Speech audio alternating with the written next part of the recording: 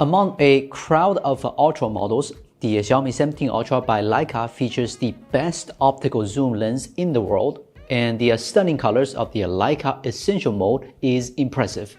As for the Oppo Find X9 Ultra, although it hasn't been released yet, Oppo has already revealed an exciting piece of information.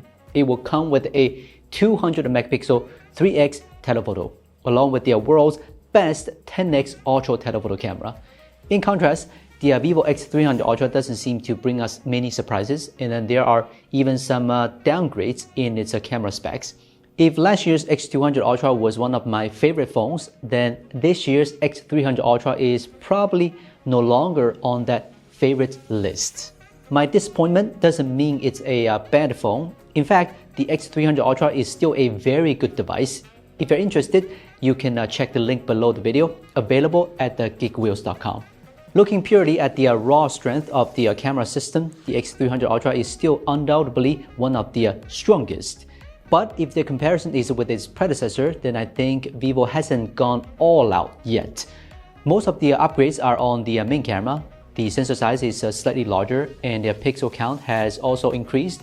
It also follows the trend by adding a 5 megapixel multispectral camera. However, the ultra-wide camera is almost unchanged, and the aperture of both the main and telephoto cameras have actually become smaller. At a price over $1,000, the hardware barely improves. I don't think most people will accept that.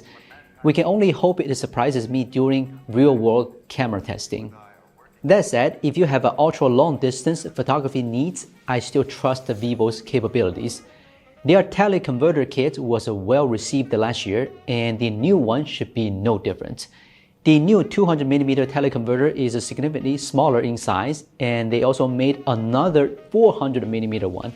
If you really want to use a phone to shoot wildlife on the African savanna or attend concerts, events, then the X200 Ultra with the teleconverter might be the best choice. Unlike the hardware, there are no downgrades on the camera software side. The biggest change is probably the addition of a new photo color tuning style. No need to explain where the inspiration comes from, right? There are also two new photography styles said to be built using Vivo's latest color science. As for how effective these new features are, we will cover that in the review. Aside from the camera, I also have complaints about the design.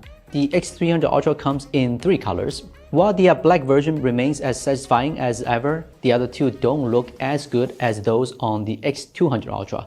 Especially the white one. In my opinion, that snow mountain pattern feels unnecessary.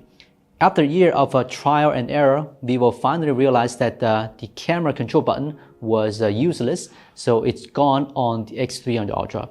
Personally, I wish they had added an AI button instead.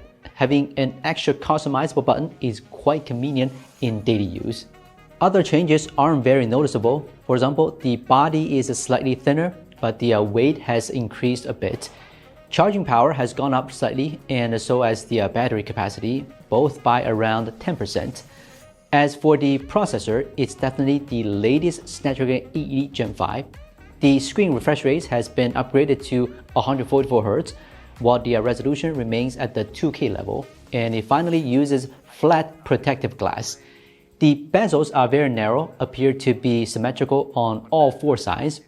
There are also some upgrades you can't see from the outside, such as an improved vibration motor and top speaker. Overall, the X300 Ultra feels more like an X200s Ultra, far from what I would define as a true next-generation upgrade. If you really love a 35mm main camera, then the X300 Ultra is indeed a more reassuring choice than the Nubia Z80 Ultra. But beyond that, I don't see any must-buy reason for the X300 Ultra. I would even recommend buying the X200 Ultra instead. It's not that different from the X300 Ultra, but costs less. Instead, I'm more excited about the Oppo Find X9 Ultra, because that's what I think the X300 Ultra should have been. That's the true king of camera phones. Okay, I'm Wei from Gizmochina, and we'll see you next time.